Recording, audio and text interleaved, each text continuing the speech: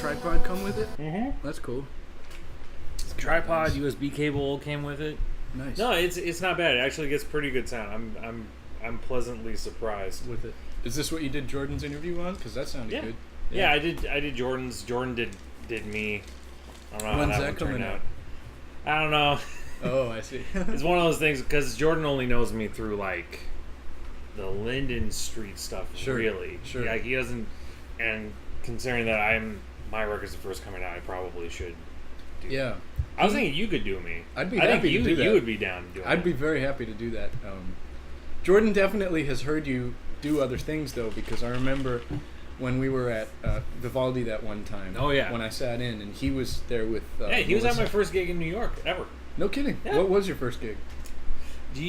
Were you here when something... I don't think you were. When Something Jazz Club was still open?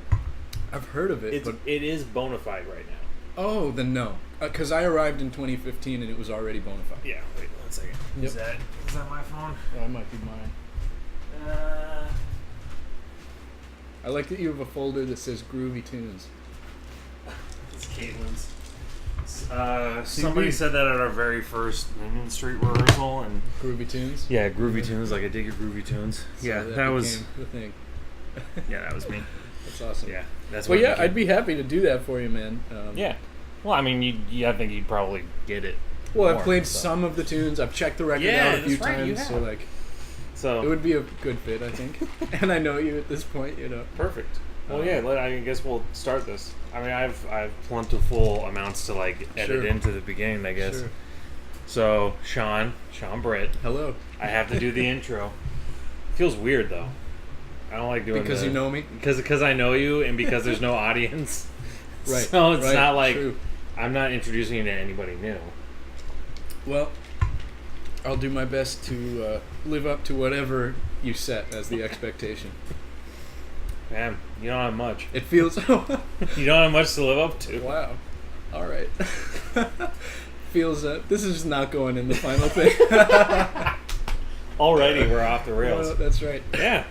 It is a little weird for me, I have to say, because, like, I have bad experience with interviews in the past. What kind of bad experience have you had? I lack the gift of brevity, and I also have a habit of... That's, perfect for interviews, though. Well, and I also have a habit of delivering lines that I think are going to be funny, and then no one thinks they're funny.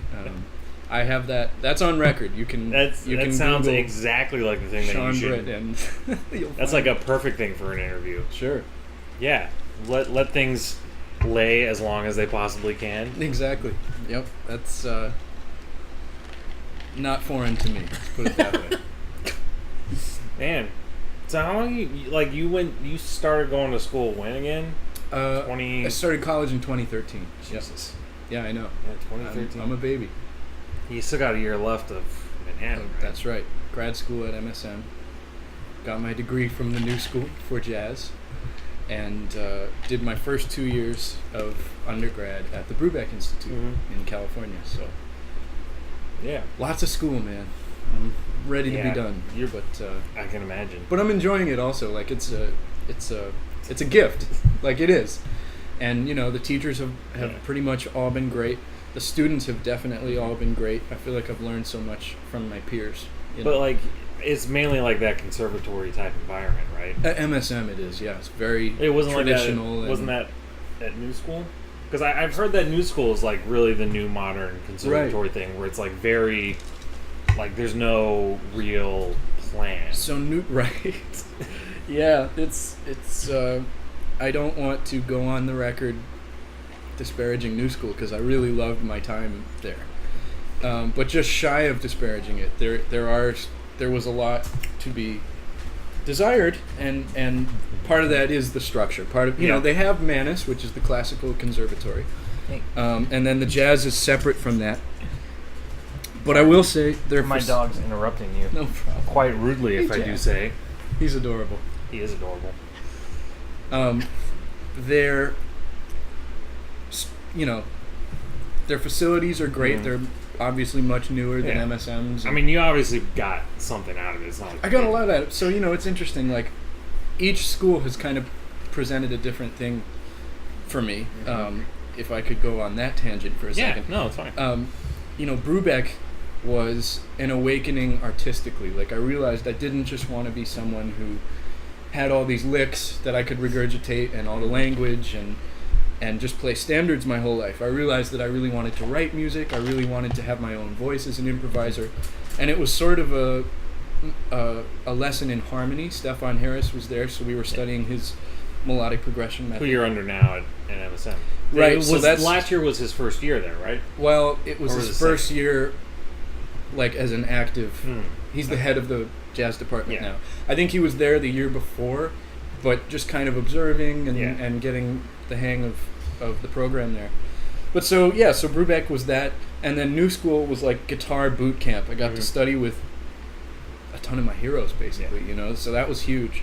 And then by the time I graduated New School, Stefan was named the head of jazz at MSM, which was really it was providential in the sense that when I graduated and auditioned for these different master's programs, take him. Stefan, hey, hi, hello. Yeah. Stefan was able to be at my audition and kind of help me out financially, not to be weird about it, but that's not weird at all. And since I've been there, I've been able to study with him privately, continuing on his melodic progression method. So each school has really had its own thing for me, and it's only kind of now at MSM that I feel like I'm starting to play this music authentically. I'm starting to really have my own voice, and I mean, so what was the plan?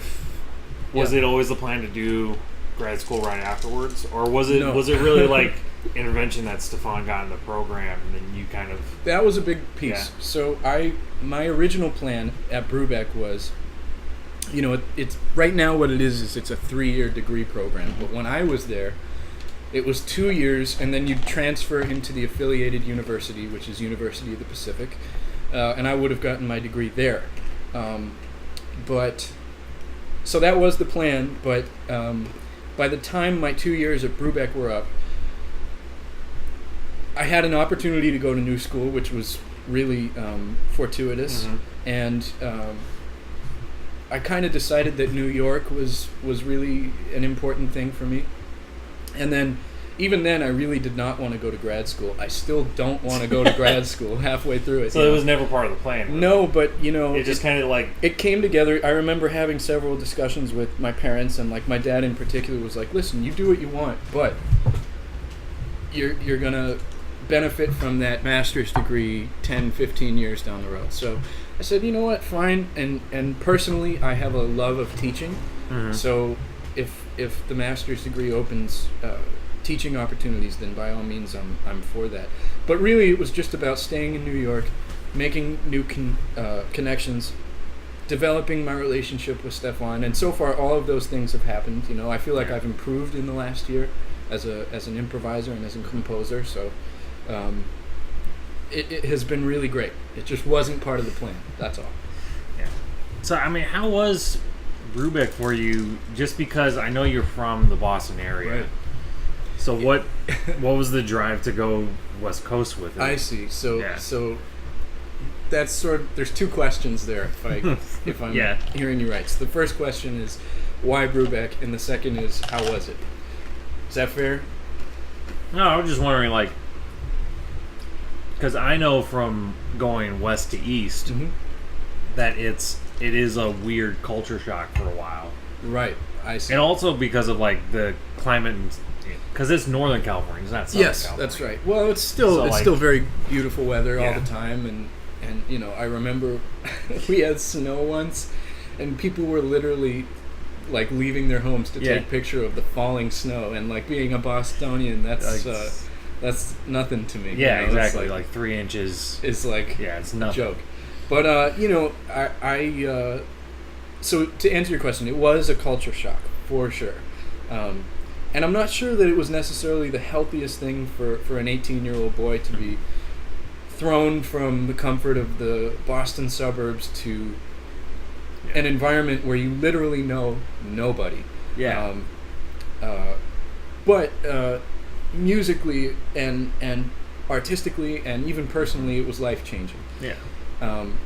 In all the best ways, man. I made some of my best friends out there.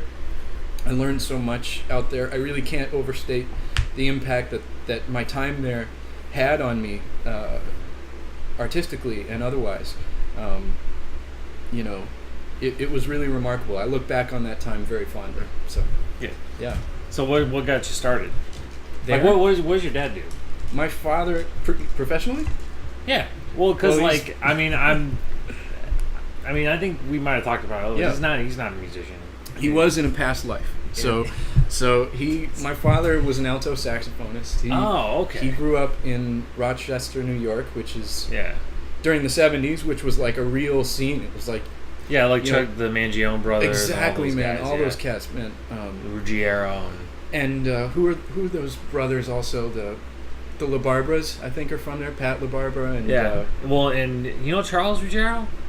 Have you heard? I've heard of him, but I don't really. Yeah, he's from there. Yeah, and I think his dad played with Nick Mangione. Brignola might be from there. Yeah, I'd have to double check, but certainly there's a long history, especially with the Eastman School of Music there. Yeah.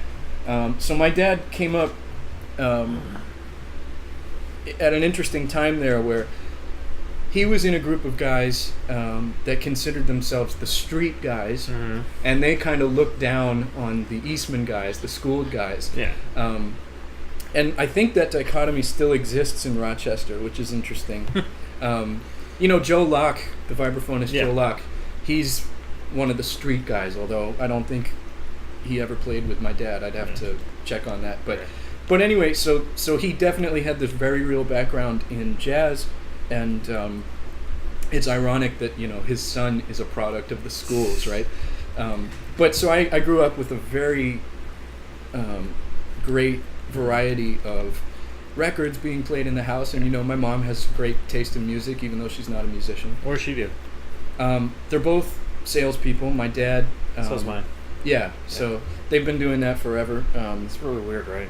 It is weird. There's no vacations. No. Oh, they're like every they're month strict salespeople, right? Oh yeah. Like what kind? So my mom owns a private business. She sells uniforms to companies like, she'll sell the cafeteria ladies the aprons, but she'll also sell logoed uniforms to various people. So, and then my father sells cell phone coverage for Verizon. So he'll go to the new school, for instance, and say, I'll staff your employees with phones and Verizon coverage. So he's been doing that for a while. But, as I've gotten further into my academic and musical career, he's picked up the horn again. And good. He's getting good, man. And he's taught me so much, from childhood to now. He really, just even from exposure, like, check out this record. And some of my favorite records I know about because of my dad, So, weird. Yeah. Because my dad was more like he's an industrial salesman. Yeah. But he was a songwriter when he was kidding. like a kid. Yeah, Wow. no, and he's actually... So that's where you got the writing bug. Yeah, and when I was in college and starting to do gigs, it inspired him to do more stuff. Sure. He's actually a good songwriter. We thought about recording some of his tunes awesome. at a certain point. Wow, I'd love to hear that. But that's funny. That no wonder, no wonder I like you so much. We're like very similar. Exactly, parallel lives. So, is that where you got the inspiration, or where you got the bug, is just from having that stuff in the house? Yes. That's not something that anybody grows up with anymore. Right. Well, it's funny. So first of all, I think as a millennial, I'm sort of in the last generation of people who wanted to be a rock star.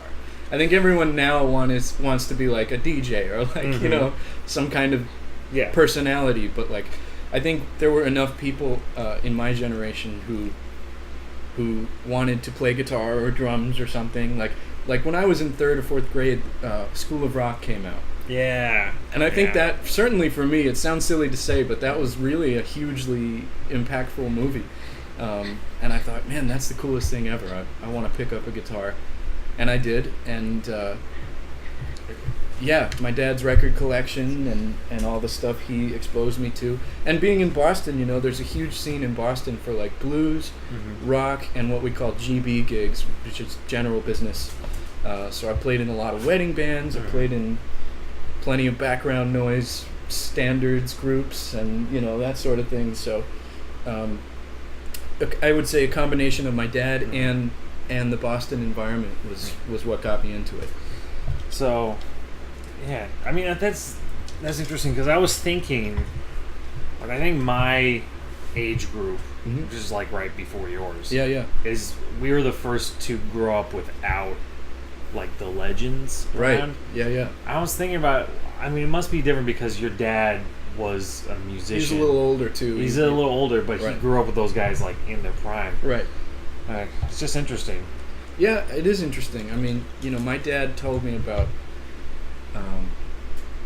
seeing Benny Carter give a master class, and I think he also saw Phil Woods give a master class. But like, those are both things. I'm old enough that I could have done both those things, but both those guys would have been really old and like, yeah, it would have been different, right? You know, like I saw Barry Harris give a master class, but he was very old and couldn't really speak loudly enough. You know, my dad saw those guys when they were, as you say, in their prime, right? and he's seen Dizzy Gillespie live. He's seen all these great guys. Well, he lived with the shadow of Miles Davis. That sure, absolutely. Had, you know? And you know, like I feel like in some way I am very connected to the history of the music, just because he comes from that epicenter of street guys, as it were. You know, especially saxophone. So many great saxophonists came from Rochester, and I grew up with tons of great saxophone music, man. I almost listen to sax more than guitar.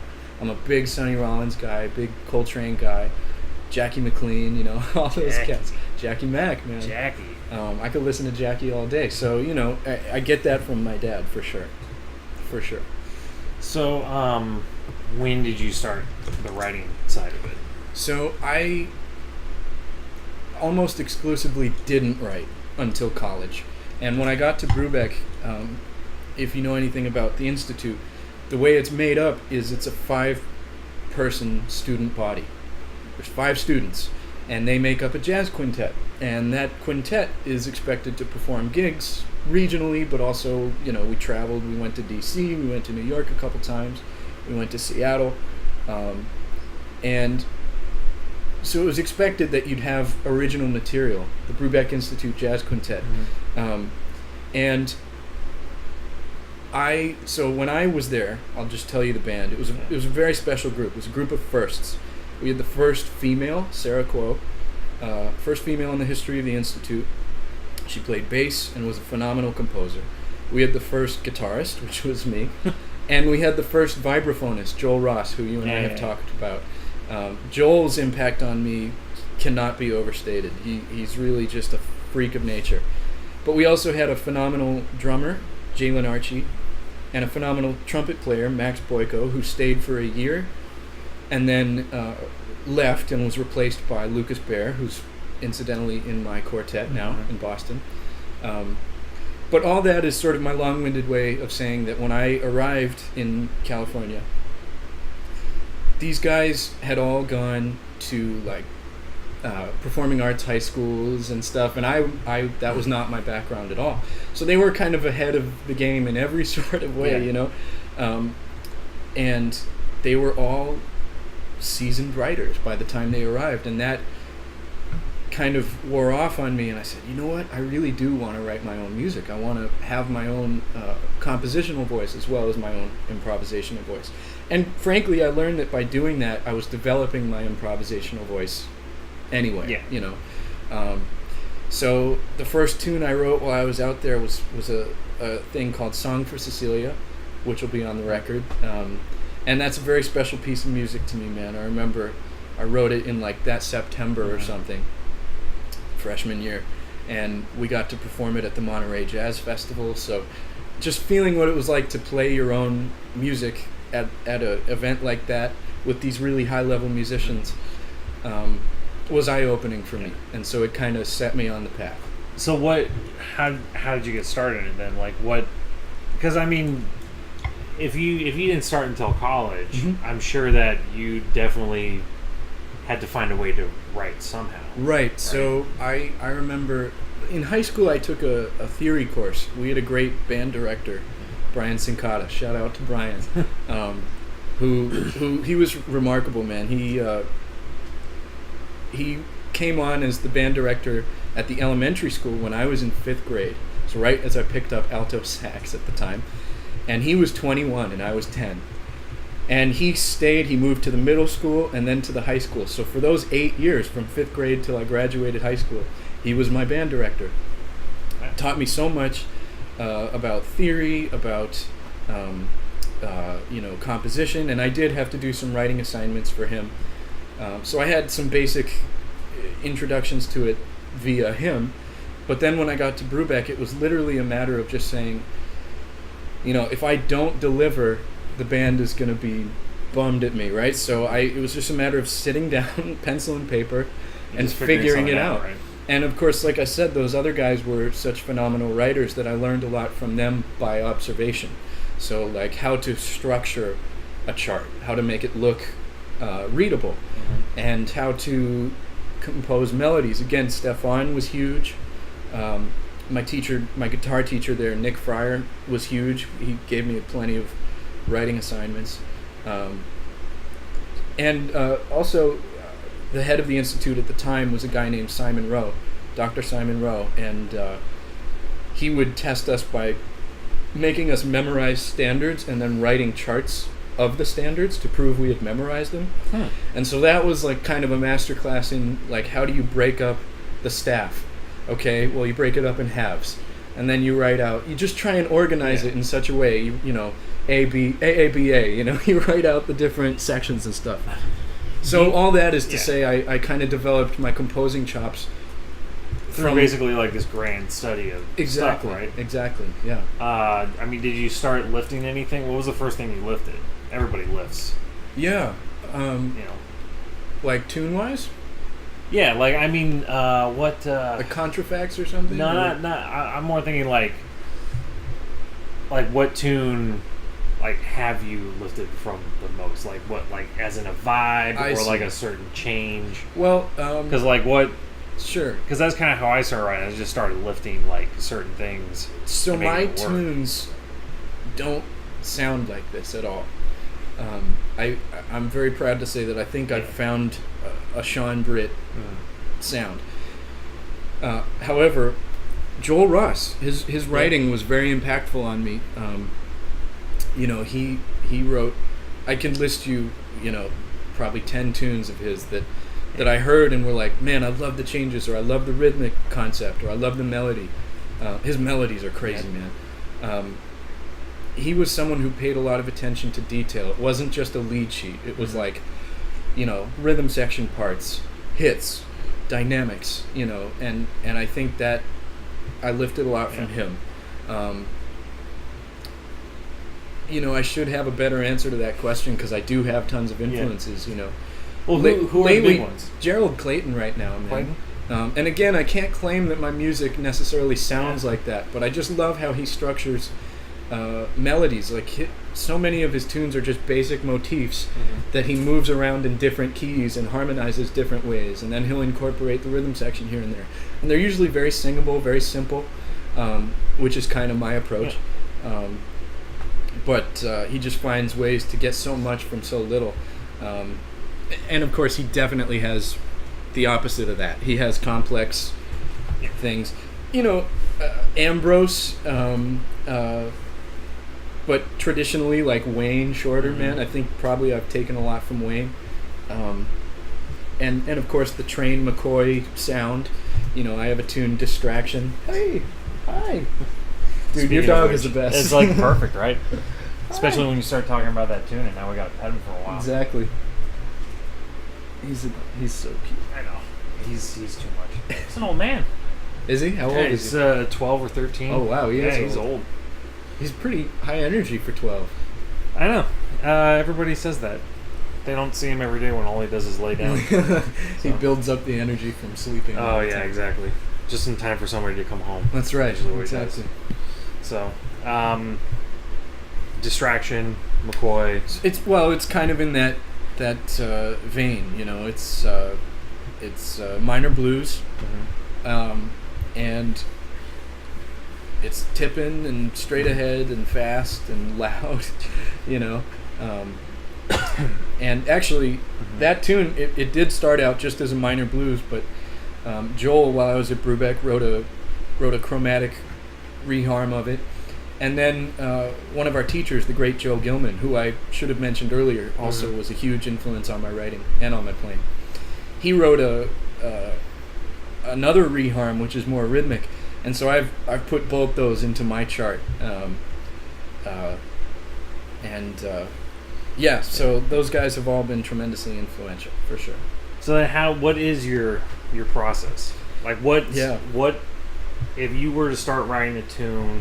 Like, how long until you put it on paper? Right. And then after that, how often do you edit it? I go to paper that? Pretty quickly. Yeah?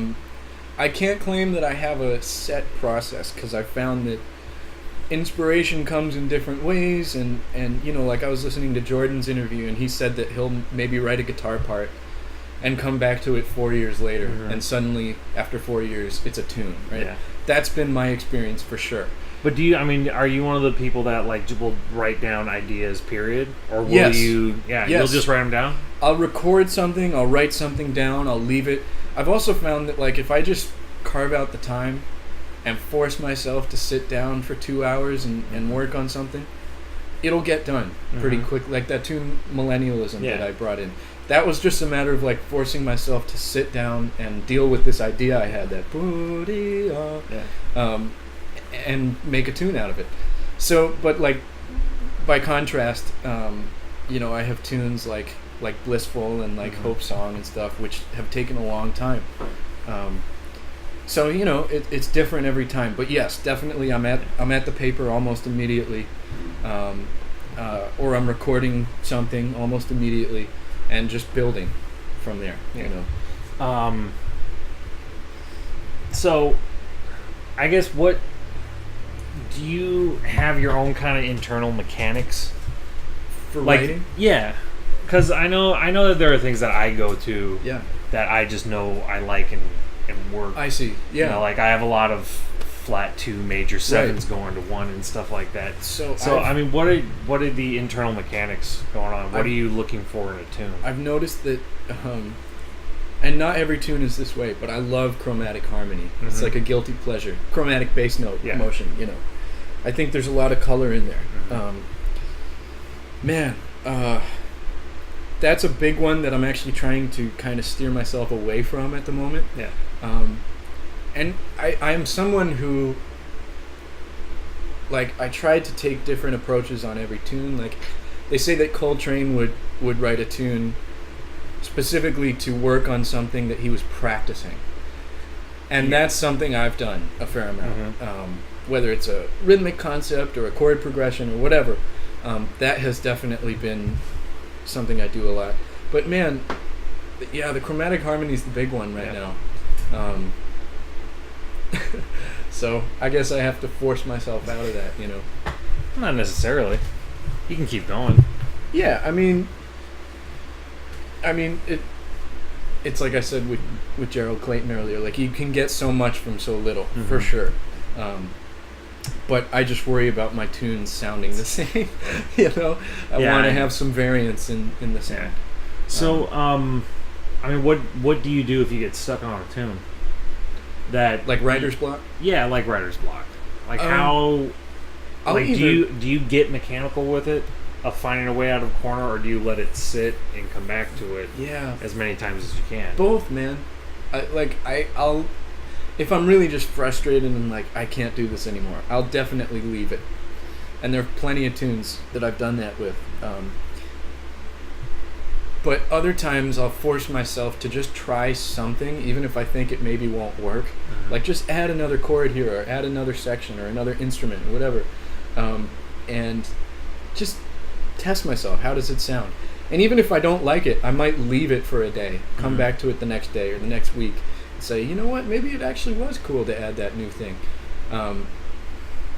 I try to be, like, my default is to be as open as possible, and not be married to content right away, because I've found that, like, I'm definitely not the best gauge of what's good. I'm not the best gauge of what the tune needs, and so just constant changing. Like, I've heard that Wayne says that none of his tunes are finished. Like, he's always changing his tunes, and I think that's a good attitude. Yeah. Well, how long until you decide that a tune is ready to, maybe not finished, but ready? That's always different too. I mean, like, again, that tune Millennialism was ready pretty quick. My tune Excuses was pretty quickly done. But I guess not in terms of, like, time after you finished it, but what is it to you that says this tune is done? Because like, is it when you can't think of any more work, or is it a different thing? I think it's that. I think it's coming to that place where you're like, it sounds like a complete tune, even if maybe I'm not sold on it. I'm gonna bring it into the bandstand and just see if it's convincing, and get fresh ears on it. I tend to write at the computer a lot too, which is new school, I suppose, and maybe not. That's how I used to write big band charts. And stuff like it's that. quick, and you can get a reasonable facsimile of the sound, but there's nothing like bringing it into the band and then saying, "Oh, you know what? This really needs something." But I mean, you start writing on guitar, obviously, right? Yeah, usually. Yeah. You ever go to piano? My piano chops are pretty weak, man. Like, I have done it, but I can't claim that that's a go-to thing for me. Yeah, it's probably nice that you play a harmonic instrument, not a melodic or. And that's one of the drags of school. Is like, man, do I really have to practice piano right now? But I love the piano. I do use it from time to time. But I have no chops, man. I have no proficiency on the instrument, so it goes. Yeah, it happens. So, man, how have you gone about? Because I know that you're young, and you got a lot of time, but for sure. I mean, to be perfectly honest, you kind of stand out amongst a lot of guitarists because you're not like you've taken a different approach almost. Like how do you mean? Well, because you use a lot of space. You're not. You're closer to like Pete Bernstein, right? Yeah, than a lot of the other guys. Before. So like, how conscious was that, or is it just like? None? So Pete is a huge influence, and I was fortunate to study with Pete. Beautiful guy too, man. Just a sweetheart of a guy, and kind of similar in the Pete Bernstein school was Jim Hall. Jim was a huge influence, and I think Jim influenced Pete a lot. Yeah, I love their note choice. I love their space, as you say. I love their chords, man. Like, they could just play chords all day, and it's the most beautiful thing. Man, it's hard to say because. Well, because it's in your tunes, too. You have a lot of space in your tunes. Right. Like melodic space. Well, that was not always the case. I mean, my thing, Stefan Harris actually was huge because he would say, I always love this, he would say two things about writing. One is, you should be able to take a record and drop the needle anywhere in it, and it could be in the middle of the song, but you know exactly what song it is because the songs are so different from each other. Mm-hmm. But the other thing he said, which is what you're getting at, was that all melodies should be singable, and even like the crazy fast angular melodies, if you slowed them down, they're singable. Mm-hmm. So like the craziest melody I've written is Distraction, and it's not really that crazy, but it's more angular and fast than other melodies I've written, and it does use space, like it uses phrasing, and I think that's key. Again, Gerald is a master of that. I've always felt that with both my playing and my writing, I do want to be pushing myself beyond. Like, I tend to write just beyond what I can play. Mm-hmm. That way I force myself to shed new stuff. Yeah. But I also want to write something honest. Like, I don't just want to write a tune for the sake of a tune, and I don't just want to write something hip and modern for the sake of being hip and modern. I want some line between there. Oh, and I should have mentioned Kurt Rosenwinkel's a huge influence. because Kurt has all the crazy stuff you could ever want, but his tunes are incredibly singable, incredibly accessible. So for me, it's about groove, it's about melody, and authenticity. I think authenticity is huge. I would love to say that I'm like Mr. Chops and Mr. Modern. That's kind of a running thing with me, as you know, is the hashtag modern licks. Yeah.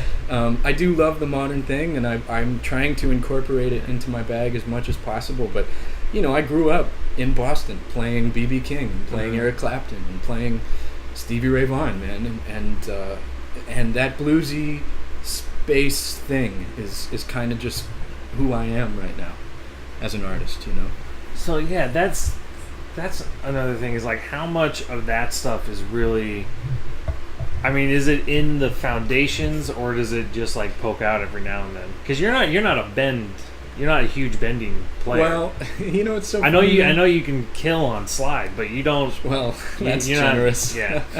Well, the slide is a new thing, and I've only gotten into it from playing gigs with you and Linden Street.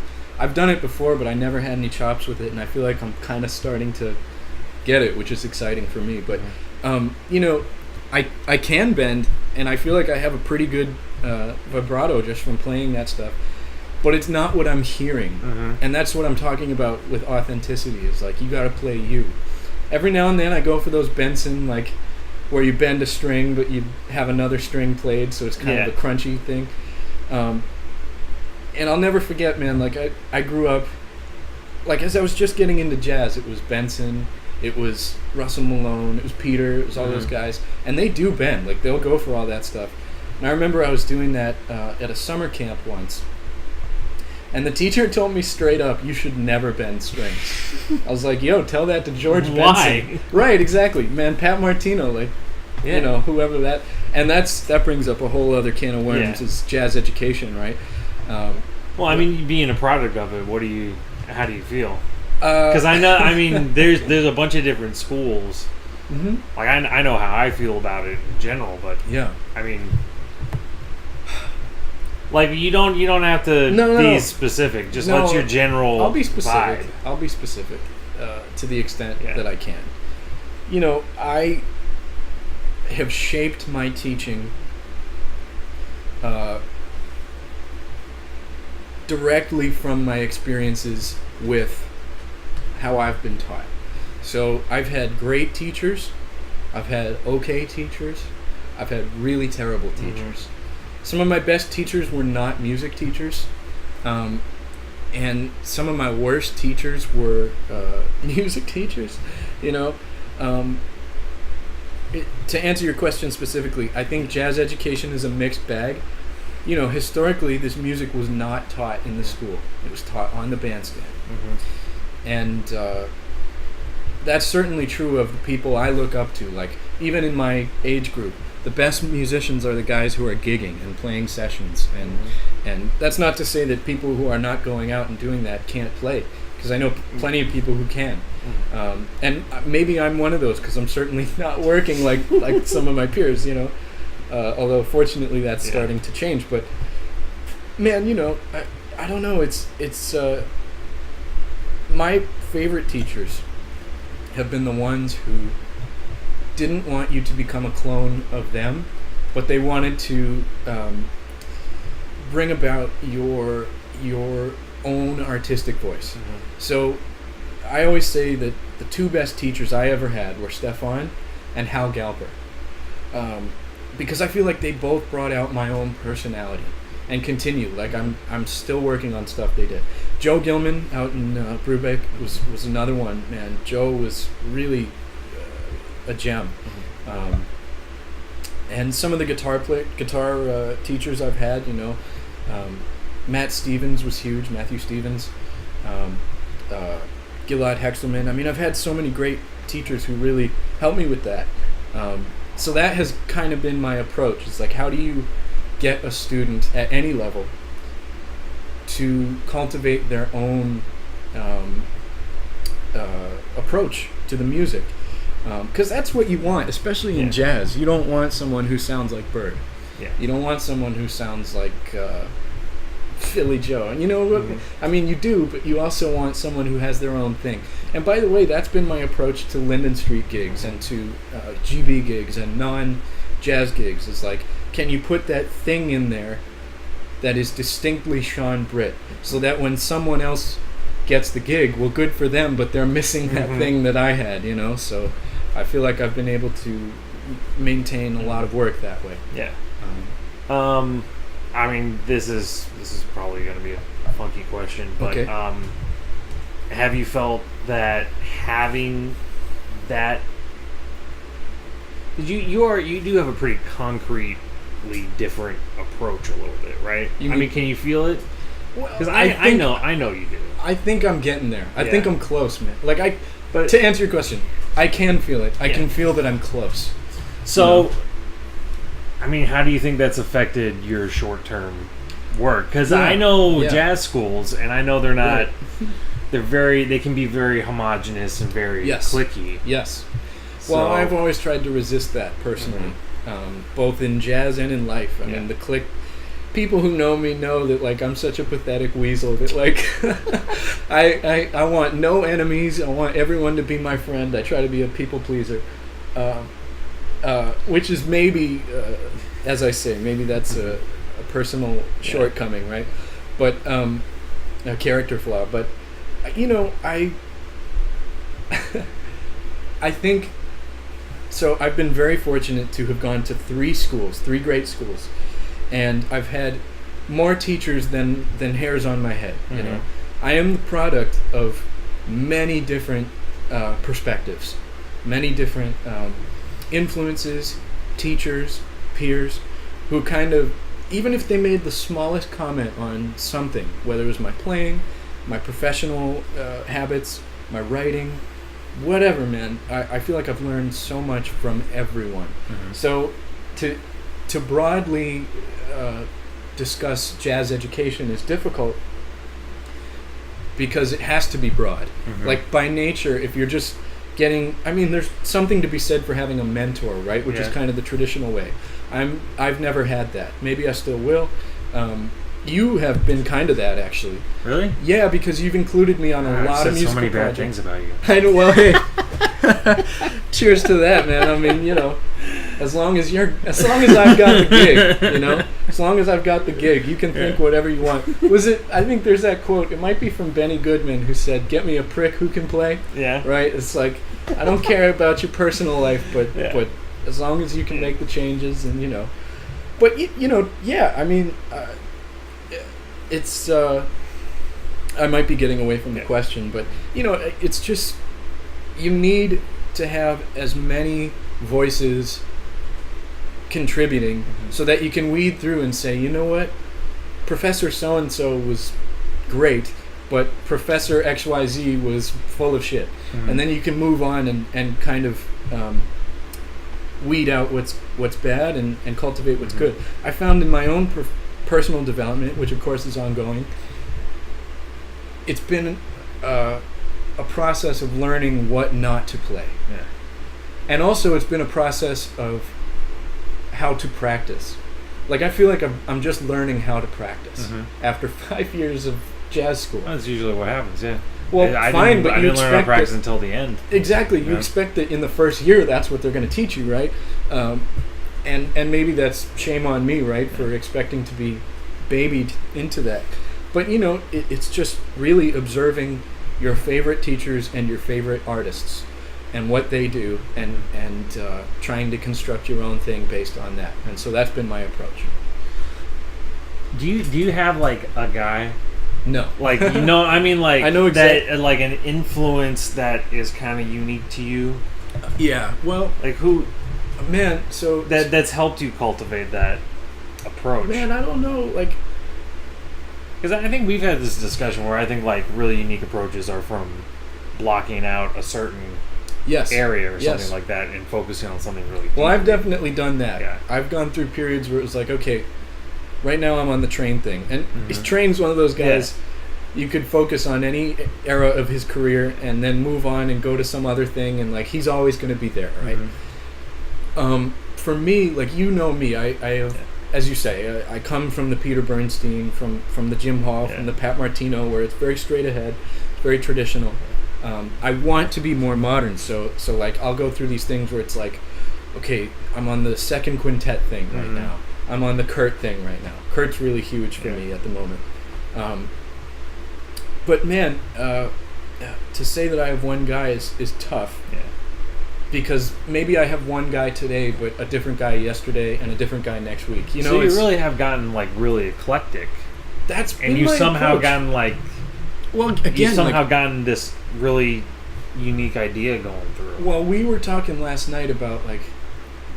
I started working when I was 15, man, and I was playing. Like I said, I was playing this huge variety of stuff. From classic rock to top 40 to wedding music and whatever else, man. And I'm still expanding. I'm trying to learn as much music as I can. I consider myself a well-rounded musician, a well-rounded craftsman, if you like, in that regard. But I have definitely focused on jazz and have tried to find my own thing. And my own thing is not clear to me, but I do think it's there. Mm-hmm. It's like, who was it? I'm going to get it wrong. Was it Leonardo, maybe, who said that, Leonardo da Vinci, who said that the sculpture's already in the block of marble. Mm-hmm. You just have to carve it out. You have to remove the excess stone. Yeah. That's kind of how I feel. It's like my sound is there. I'm just getting rid of bad habits and you know, discovering new things and that sort of thing. So it's a work in progress. Yeah. It's my long-winded way of saying it's a work in progress. What like harmonically, what do you like? What do you mean?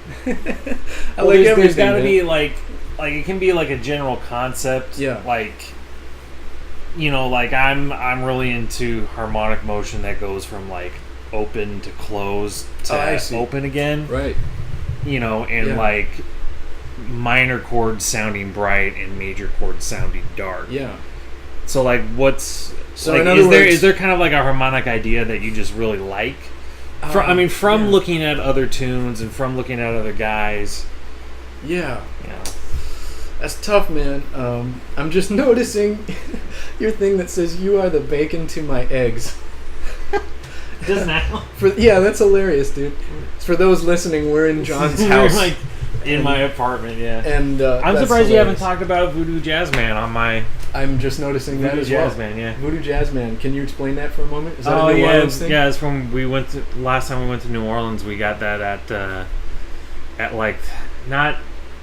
I think it is the touristy voodoo shop that's down there. Yeah. So we went on this like amazing tour, and the woman leading it was into voodoo. Wow. And she like explained it all really well. That's awesome. It's basically Catholicism, but with different names. I know it's that really they're like instead of saints they have like it's Christian, but instead of saints they have these other people. Right. Like, I've heard of it, but I know very little about it. But that goes. I mean, that's like. You talk about the origins of jazz. Yeah. I mean, that's way back. Man, down the street here on Wilson Avenue, there's not Santeria. There's a like a man. I'm gonna get it wrong. Mm-hmm. Like a Yoruba, like one of those Afro-Cuban religions that the music came out of. Yeah. Down the street. Wow. So like every Sunday afternoon or something like that. There's a bunch of people doing Afro, like traditional folkloric Afro-Cuban percussion, wearing all white and doing dances and stuff like that. Well, it's interesting that you mentioned that. Like they say that the rhythms basically came from Africa and the Afro-Cuban connection in New Orleans, and they say that the harmonies basically came from Europe, right? Mm-hmm. But of course that's not true, because in the African traditions and in a lot of Eastern folk traditions you have drones, you have cyclic harmonic forms, which is kind of like standards, right? Yeah.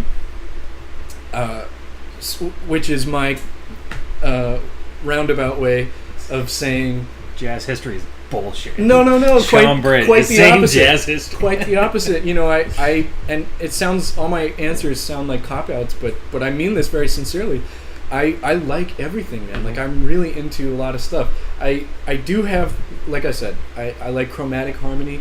I love Lydian sounds, like the Charles Lloyd kind of vibe is very hip to me. Major Sharp 11 stuff. It's right? very, to me, I mean, I know this word is overused, but it's very spiritual. It's very, like, sounds transcendent, you know. But man, you know, whatever can get my feelings out is what I like. So, like, you know, to use my tunes, and not that I'm tooting my own horn, but like Song for Cecilia is a harmonic vibe that's like modal, whereas, you know, Distraction is a blues. You know what I'm saying? It's like, I like variety. I like the way you put it was really interesting, where it opens up or it can close. I like both, and I like contrast. I like to hear both in one song. To me, that is very compelling, you know, very stimulating artistically and intellectually and otherwise, you know. So that's a good question. I'm not sure I have a very passionate answer, but I passionately like a lot of different things, you know. So, how many tunes did you have written by the time I came to you? Well, we met and talked to you about doing right? 2016. Yeah, but when I came and talked to you about doing a record, I see, and producing a record, yeah, what did you have? I would say tunes total. Yeah, so not many, 20 or 30. Play like in total, or like stuff that you would in total. Put out there in every total, night? Man. I am not prolific. That's one of the things I admire about Joel and some of my other peers is like, I remember when we moved to New York, because we moved at the same time basically, and I asked him, like, dude, Joel, you know, how many tunes would you say you've written? Because I remember, man, he'd bring in a new tune every week or two, and he was always writing. He said, man, probably 150. And I know that he's lowballing. I know, and of course it's been 3 years since I asked him that. So he's probably got 500-600 tunes. It's like crazy stuff, man. So that's not been my experience, because I guess I do labor over them, and I do take my time. So I guess I have to rescind my earlier comments. I do tend to labor over them, but you know, I do have plenty of tunes that I don't want anyone to ever hear. Yeah. And I'm told that Wayne does too, so I feel comfortable that, like, yeah, you know, fine. Yeah, that you still have those, but you still have them like laying around. Yeah. Oh yeah. Yeah. But I have probably 10 or 15 recordable tunes, and of those we're probably going to do 7 or 9. You know, and I'm still writing a lot, man. Yeah. Like, I'm just trying to find the right tune, the perfect tune, because I believe it's out there. It's probably not, but I believe it, and that belief is catapulting me into new artistic endeavors. So how long has the group you're recording with been working together? Yeah, we had so me and the drummer, Will Edmondson, Willis, I call him Will. We grew up together in lovely Hingham, Massachusetts, which is about 30 to 40 minutes south of Boston. And I think it's fair to say that Will was a prodigy when I met him. We were both probably 11 or 12 at the time. Started playing shortly thereafter. And we put a group together around 2014, 2015 called the Whims Quartet, which was the initials of all the cats in the band. Will, Isaac, who we played with last night, Mike, as in Mike Bliss, who I wrote Blissful for, and Sean. And that group, you know, we've all kind of gone in different directions, but I always wanted to have a quartet. It's important to me to have a pianoless quartet.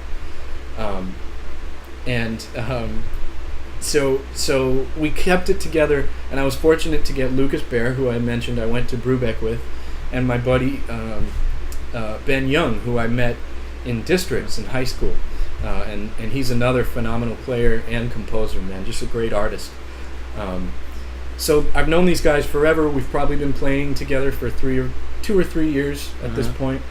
And I have to give another shout out here, because there was this guy named Mike Rigo, who owned a club in the South Shore called Epicure, which was a wine and jazz bar. And he was so cool. He would do these Wednesday through Saturday sets where it was 4 sets a night, 7 to 11. So he was so kind. He would have me back and my quartet. We built a sound that way, but we weren't really playing many originals. We were just playing standards. But it was really helpful because 4 sets a night, a couple times a month, you're gonna build a sound pretty quick. Yeah, it's just gonna beat. That's as close as I've gotten to the days of 7 nights a week, 4 sets a night. That kind of thing. Residencies. That's as close as I've gotten to an old school residency, and it really has helped me in my development. But I think it has also helped the band. So we've been together 2 or 3 years, and only recently have we kind of delved into my book, and we're also doing a bit of Lucas's book. Lucas is a great writer. So yeah.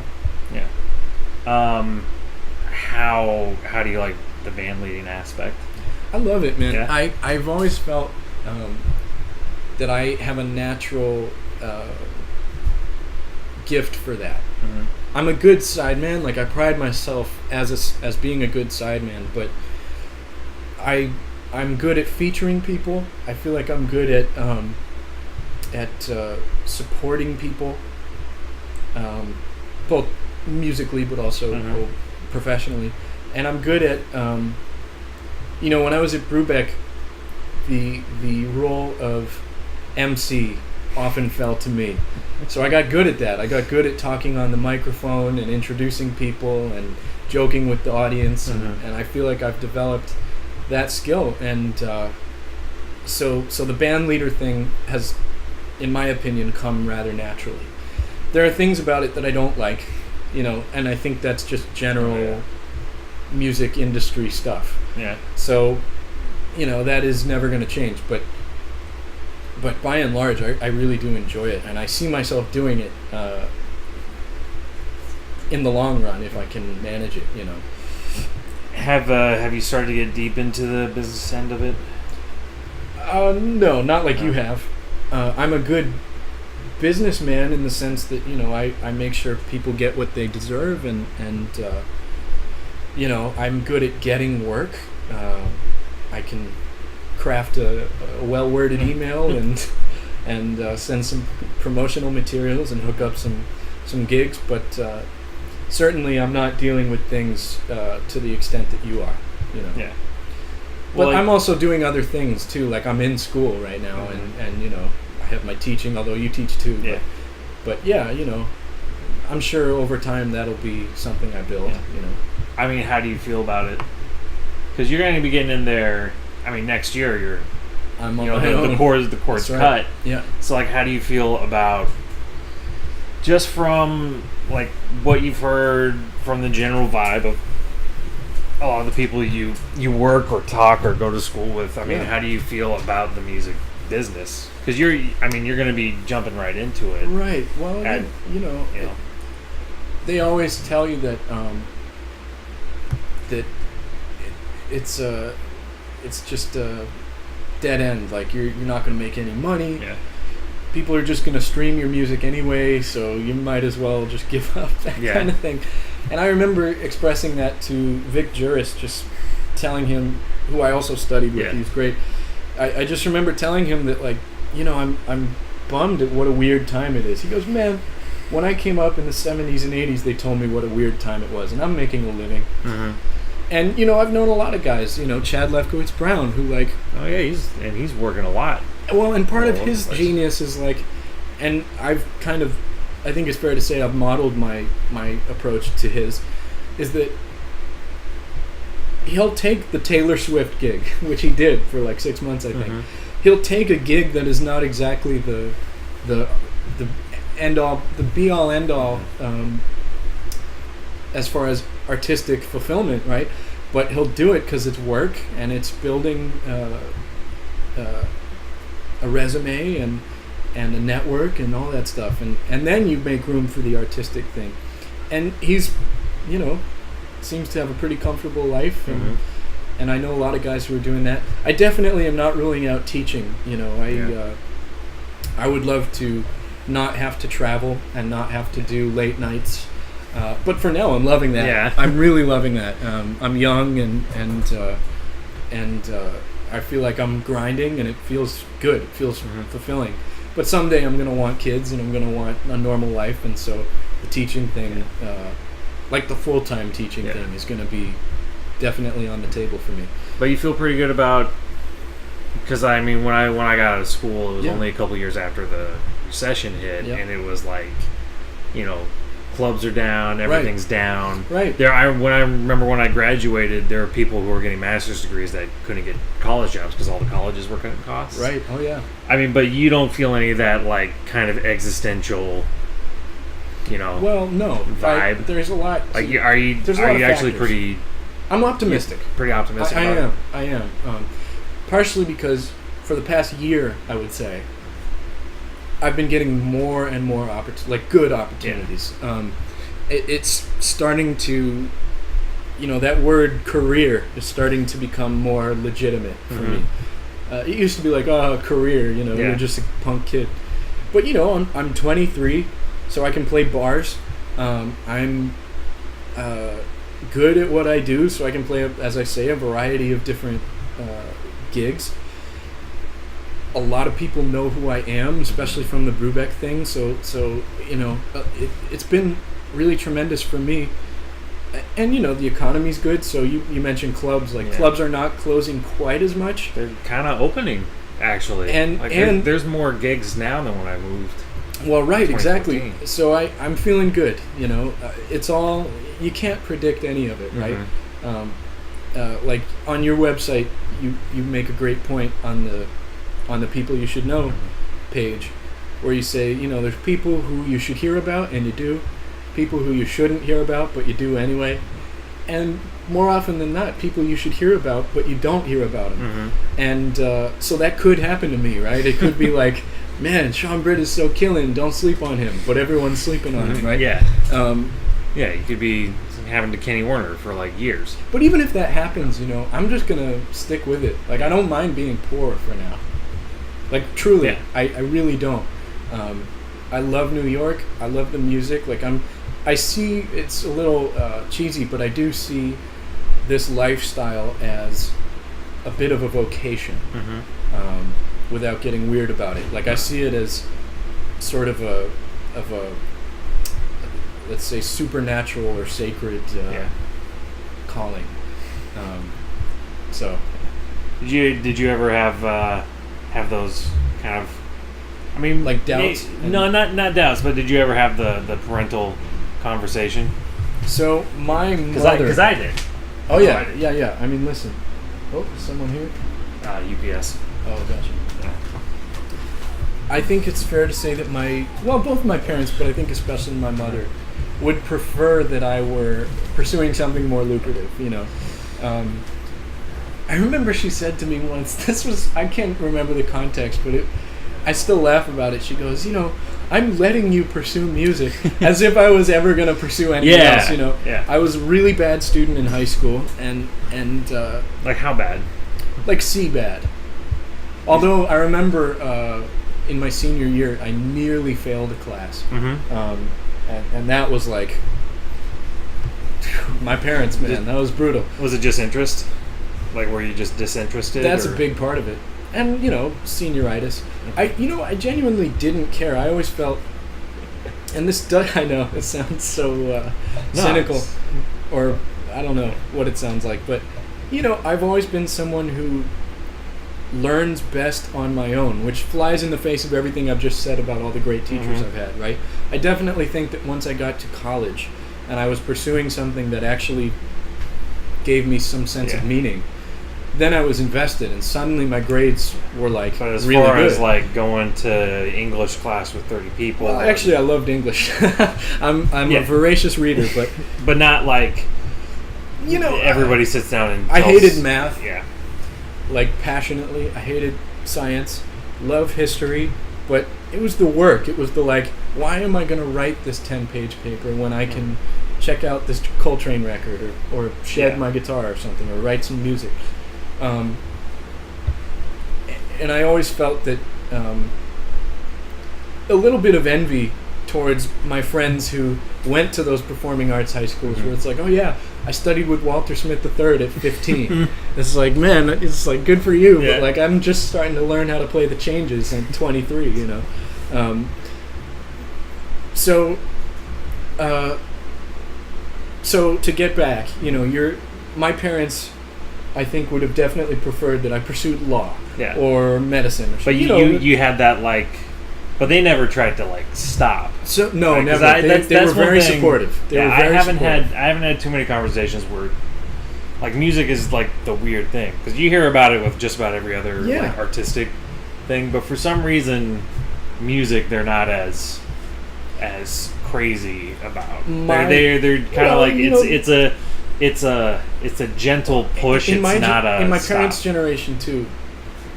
Not these problems have completely dissipated, but it's much better now. But in my parents' day, if you told your parents that you wanted to be a musician, what you were really saying was, I want to be a drug addict. You know what I mean? Yeah. And that's not to disparage. No, because everybody was a drug addict. Everyone was doping. Everyone was packing. You know, it was a weird time, man. It was a Wild West for a while. Especially in jazz, man, because it's the club lifestyle. Mm-hmm. It's the bars. And the late nights and stuff, you know. And like all those bars used to be like fronts for the mafia and shit like that. Big time. Big time. And, you know, so I think there was some apprehension there, but my parents were supportive. I mean, listen, they supported me through 3 schools, including grad school. And you know, my father especially got it, because he did it for a long time. I think he did it for like 15 years. In Rochester, which you can imagine was probably hard even then. Yeah. So I think they kind of get where I'm at and what I'm trying to do, and they're on board, which is so great. I'm doing my part, you know. I'm really trying to make it so that their investment in me pays off. They're not worried. You're working right away. Exactly, man. I'm doing everything I can, and I'm tired, and I'm ready for the next stage. But I'm also, like I say, truly, I am loving this stage. It's an exciting time for sure. So, yeah, you're gonna be sticking around in New York for a while, right? Oh yeah, that's the plan for sure. I miss the West Coast, and there's some places I haven't been that I'm dying to go. New Orleans is like the top of that list. You know, we're planning. We're making plans. Let's go on that tour, man. I'll do it in a heartbeat. Would you ever put together a tour? Yeah. Oh yeah. I would love to do it with my own band too, like just to take my music out on the road.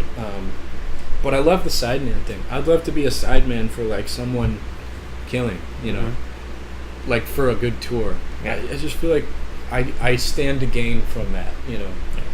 And I think that's coming, you know. It's just more time, I think. So what's the hope for the record? Like what is your best wish for it? Oh man, jeez. Like either artistically or financially. I should say that I have no expectation. Mm-hmm. But I would love it to sell, and I would love it to kind of be my in, if that makes sense. Like I would love to see it reviewed in Downbeat, even if it's a bad review, right? Because at least that's putting. At least you're on there, yeah. Right, Pete's putting it in people's radar. And like I said, I believe in my bandmates, so I would like it to be an in for them too. I want to get work playing my music. I want to get noticed by great musicians. If I don't, fine. I'm not operating under the delusion that it's going to take off. But I certainly hope that it does. And I've worked hard on it. You know, we're going into the studio in early September, so it'll be out next year at some point. And I'm optimistic, but I'm not expecting anything. You know. So I mean, you'll just be happy if it turns out good. Yeah. Well, that's the big thing is the quality. Yeah, the quality. And I'll do CD release shows. You know, probably one here in New York and one in Boston, and maybe tour. I don't know, like a small tour. There's definitely people on the West Coast who would have me, and I would love to go back out there. You know, there's a club in Stockton that I've played at so many times. Take 5. Stockton, California. That's where the Brubeck Institute was. Yeah. And they Take 5 Jazz Club. And there's so many people there affiliated with that club that I know would come to the show and would support the band. And so many people I'd love to reconnect with by going out there. So, yeah, I mean, you know. Go ahead. How was Stockton when you... Yeah, so it's on the up and up right now. It is, because when I passed through there and it was rough, they real rough. Declared bankruptcy. Someone's going to have to fact check me. I think it was 2012 that they declared bankruptcy. That's right, when I passed through there. Oh my God. Right, and I arrived in 2013. And at the time, I think it was the largest city to declare bankruptcy before Detroit, which is crazy. So, you know, it was, at that time, it was a depressed city. It was high crime. There was really not much to do, and you wouldn't want to go out anyway because of the crime. Yeah, because it's this big, scary town. Exactly. Fortunately, the University of the Pacific's campus was gorgeous. And actually, there was a pretty vibrant scene, and there still is, of great jazz musicians, probably because of the Brubeck name. And a few clubs, you know, Werlo's, shout out to Werlo's, and Take 5, and Mile Wine Company. There were a lot of places where you could play music and hear the local guys, and there were some really great guys. Not to mention the faculty at UOP and the faculty at Delta College. You know, they had Brian Kendrick, who was a great drummer and a great guy. So, you know, it was very cool to live out there musically, but, you know, and there were a lot of great locals too. But it's on the up and up. It's still not. From what I gather, it is. They have a new mayor, Michael Tubbs, who I know nothing about his politics, and I don't want to know. As long as the city's doing well. It seems like the city is really doing much better than when I was there. And certainly, the last time I was there was last summer, 2017, and it just seemed better. Not that I observed anything specific, but it just seemed, I don't know, like people were out and about. Like how you can tell a neighborhood in New York is getting better. Exactly, you know. So good for them. Yeah. But yeah. Sweet. Yeah, man. Oh yeah. I'm looking forward to recording it. Me too, man. I can't tell you what it means to me that you've offered to produce it. I think it's plus being, you know, having worked with you, I trust your artistic intuition, you know. Yeah. So thank you. And thanks for everything else, man. Yeah. I appreciate it. No problem. I'm excited. Me too. So that's where we'll end it.